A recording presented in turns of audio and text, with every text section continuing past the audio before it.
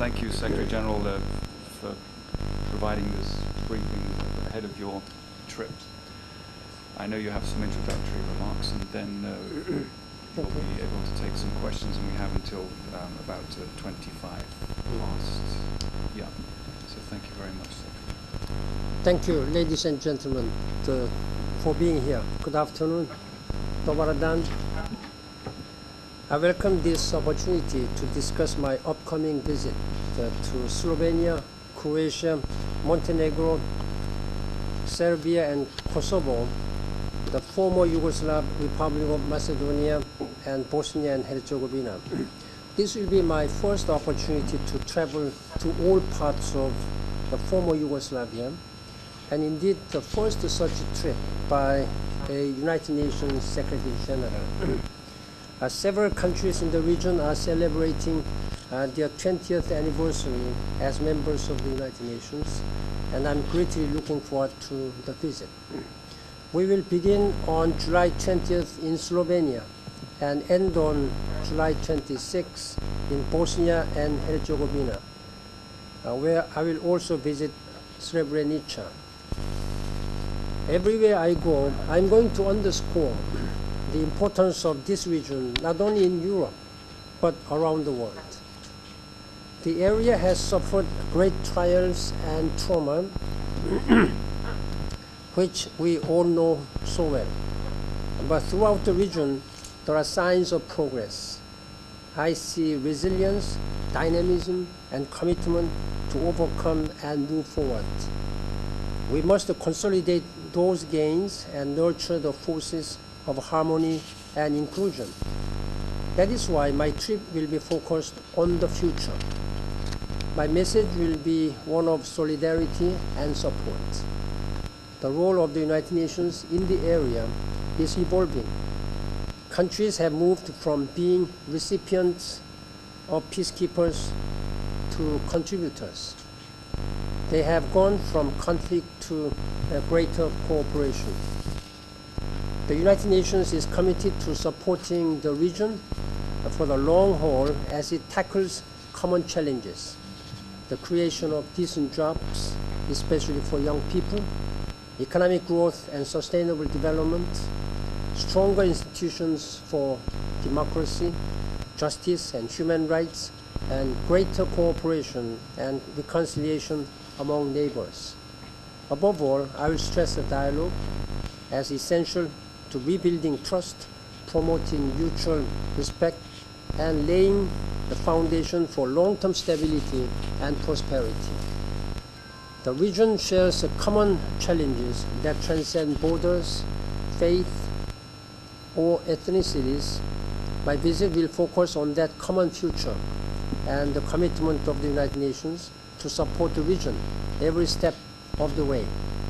With that, I'm happy to take your question, and I thank you very much. Hvala. Okay, so we're going to start at this end of the room, and we'll work our way around. So please.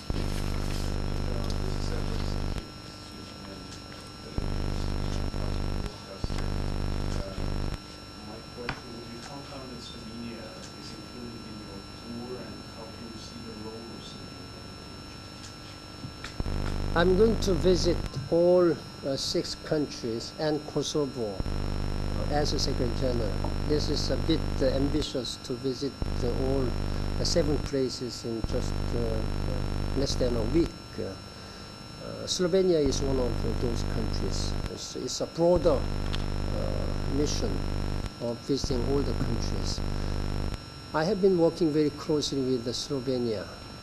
My first relationship with Slovenia was that when I was serving as a concurrent ambassador of the Republic of Korea to Slovenia in late 1990s from Austria, Vienna.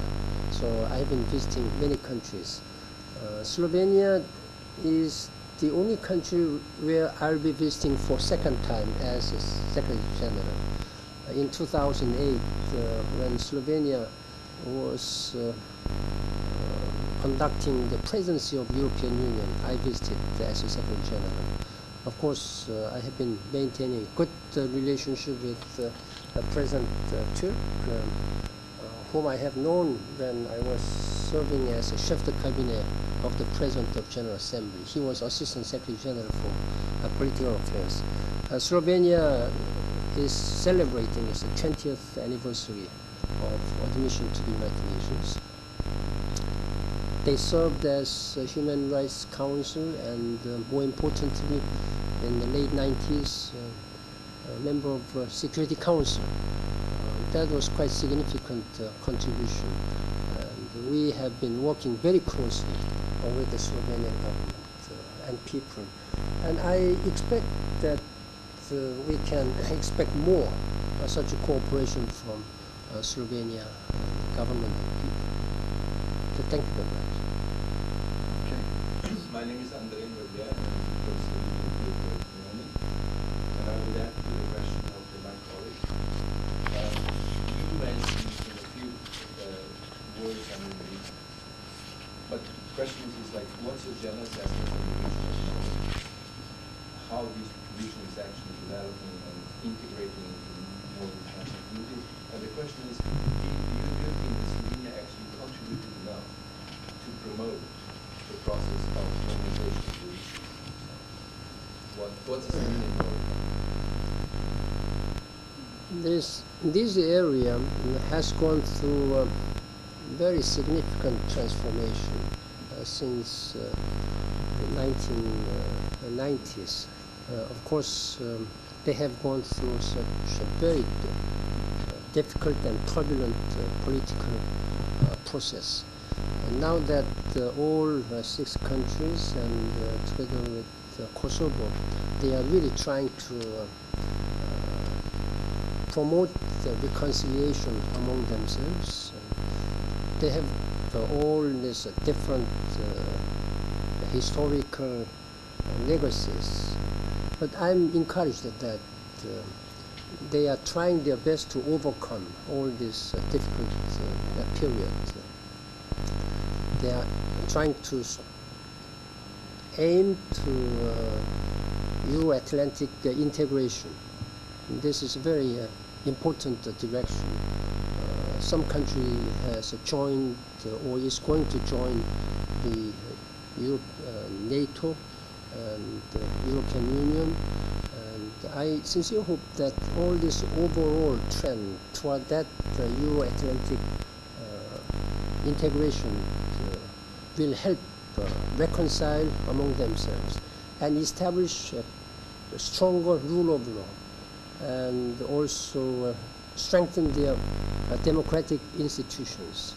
At the same time, I sincerely hope that they do more to promote the human rights, to provide more social, economic protections for minorities, particularly like Roma or some other different groups of refugees.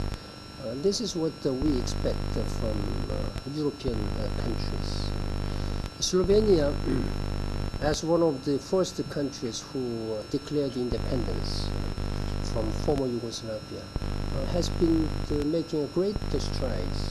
I have been always impressed whenever I visited. I think this may be 10th visit to Slovenia altogether during my time as ambassador and foreign minister. So I know very well, I have been very much impressed by the way, trying to promote good governance and try to promote human rights and democratic institutions. This is quite impressive, and such role as presidency of the European Union must have enhanced the role and status of Slovenia in the international community. Okay, thanks. I just check with Robert in case we have another Slovenia question. Otherwise, then we're going to... Very different. Okay, in which case, please, Ms.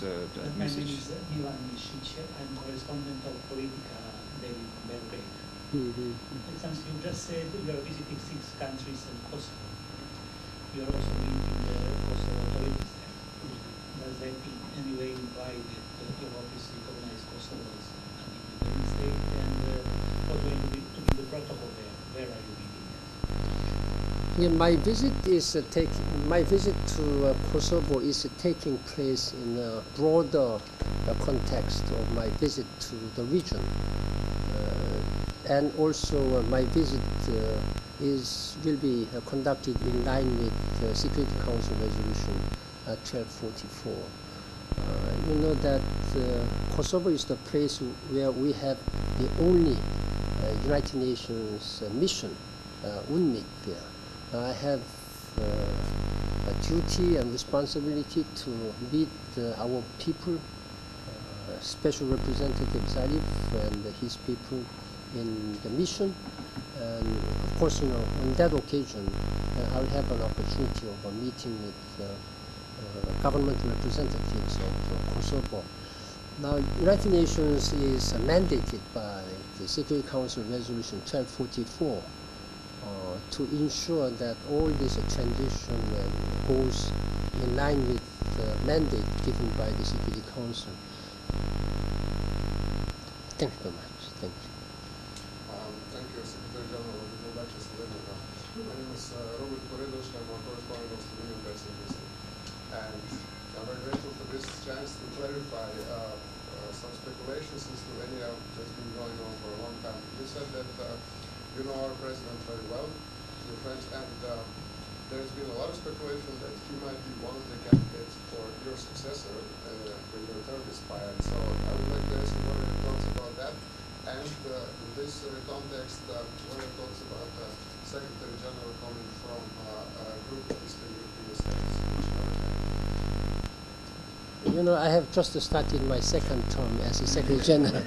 I still have 4 years and 6 months more, so it may be too soon to talk about my successor. But whoever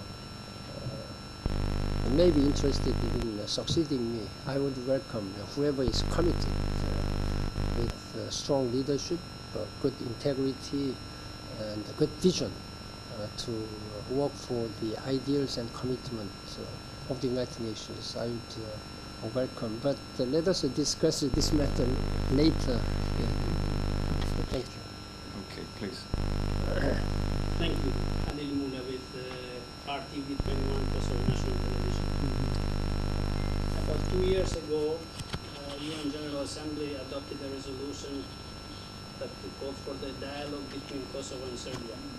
Dialogue that would promote cooperation, improve the life of the people in both countries, achieve progress on the path to EU, and as well would contribute to peace, security, and stability in the region.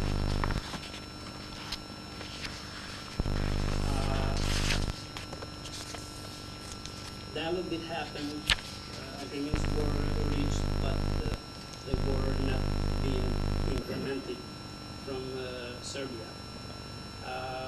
What are you going to do in that regard, since you're going to visit both countries, Kosovo and Serbia? First of all, our role and my mandate has been strictly guided by the Security Council Resolution 1244. I have been concerned about their relationship between Serbia and Kosovo to reconcile and maintain harmonious relationship on the basis of this agreement which we have made. I made with former President Tadic on 6 points. Some have been implemented smoothly, but some have not yet done. We have seen very serious security concerns in the northern part of Kosovo, and with the active involvement of the EULEX and European Union, this security concerns has been calmed down, but there is always concerns. I sincerely hope that there will be some good resolution of all these issues, which we have made the agreement. Both authorities, they should fully cooperate for the common prosperity and common peace and security in the region. That is what the United Nations and international community do. And I will discuss this matter with the leadership of Serbia and also representatives of Kosovo. Thank you. Thank you very much. Secretary General, my name is Nancy Civilian Department Broadcasting Service correspondent.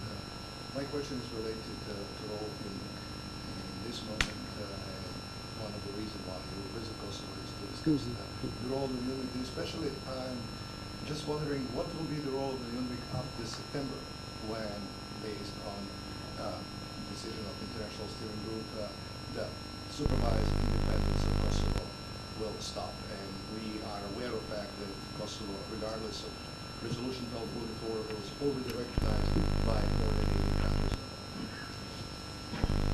The mandate and role of UNMIC in Kosovo will continuously be guided within the framework of Security Council Resolution 1244. That is clear. And in this transition, it is also true that the European Union, led by ULEX, has also been taking a greater role, while UNMIC's role has been downsized in reflecting the reality on the ground. But still, we have a very important mission and mandate to perform. We will continue to facilitate the implementation of this 1244 and other human rights, humanitarian issues, and also facilitate the peace and the security in the region. That is one of our important missions. That is why I'm going there. And as you may know, that I have been often meeting in my office the leadership of Kosovo here. And this is some part of my ongoing efforts. Yeah. But in which capacity do you meet with here in your office? they are the representatives of Kosovo authorities, and when they come to brief the Security Council in accordance with the Security Council Resolution 1244, then each time I have been meeting them. Okay, please.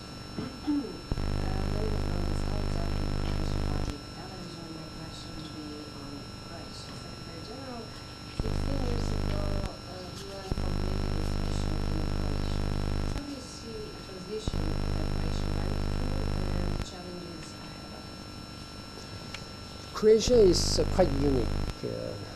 Croatia once used to be the host of 5 UN peacekeeping missions. Now it has transformed, progressed herself as contributors to the peacekeeping operations of the United Nations. That's quite a significant and commendable transformation. I highly appreciate and commend that. And Croatia, it's been agreed that Croatia will become the European Union. And it is again very, very important.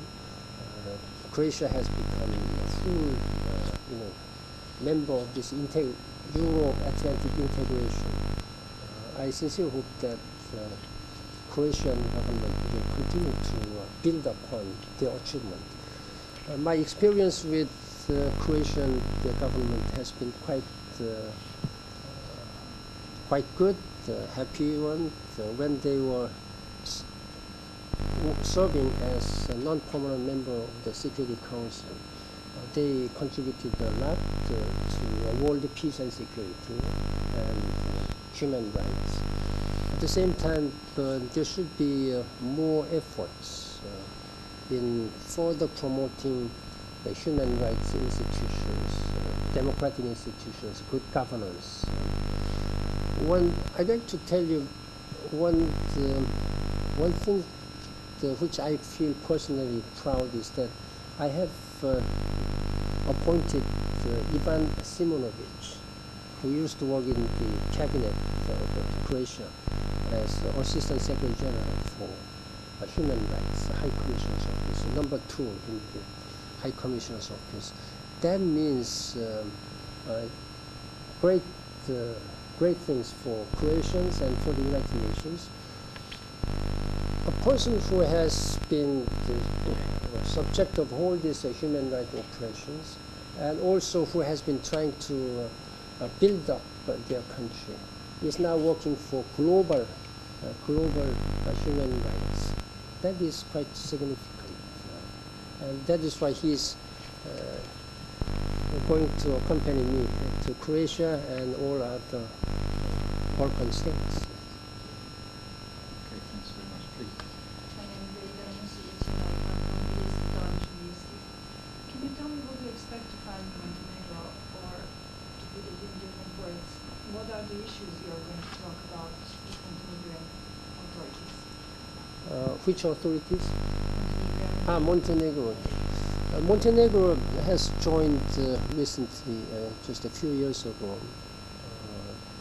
It's a relatively new, but I have been maintaining very good relationship with your government leadership, including ambassador here.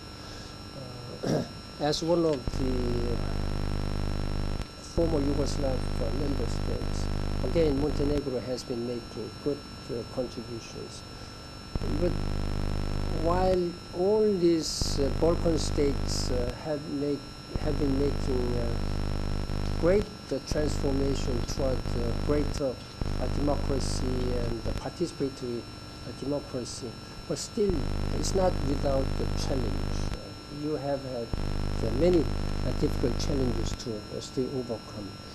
Is human rights and abolishing these discriminatory measures against some minority groups, Roma, or some other minority groups. That is a continuing problem in all 6 countries in the region.